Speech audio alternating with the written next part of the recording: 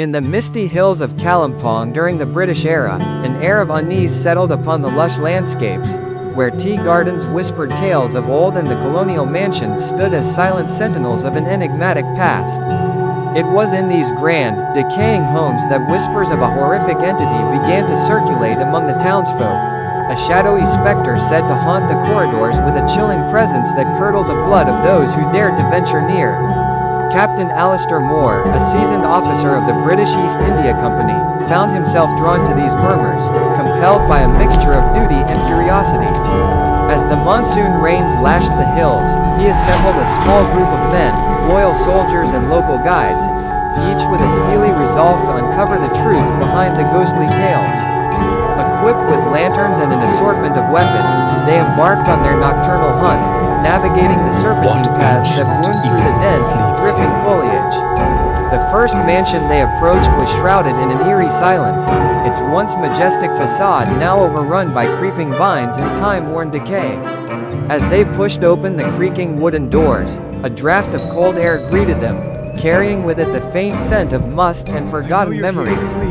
Inside, the shadows seemed to dance with malevolent intent, and the men felt the weight of unseen eyes upon them. As they explored the dimly lit rooms, their footsteps echoed through the halls, disturbing the dust of decades. In the ballroom, where once laughter and music might have reigned, they found signs of recent inhabitation, candles burnt down to stubs and claw marks gouged into the walls. It was here that the entity was said to manifest, a wraith-like figure glimpsed in the periphery, vanishing as suddenly as it appeared. A sudden, bone-chilling wail pierced the air, sending shivers down their spines. The men exchanged fearful glances, their resolve tested by the spine-tingling cry that seemed to resonate from the very walls.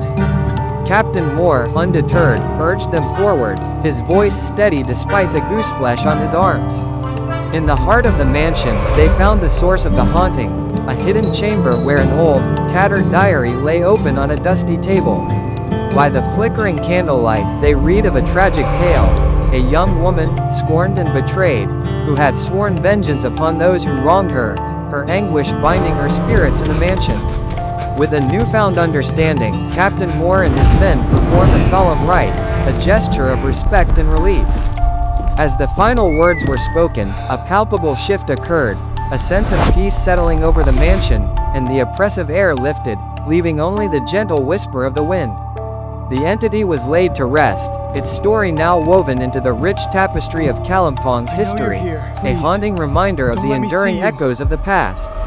As Captain Moore and his men departed under the watchful gaze of the full moon, the townsfolk breathed a collective sigh of relief. Their whispers now turned to tales of bravery and redemption.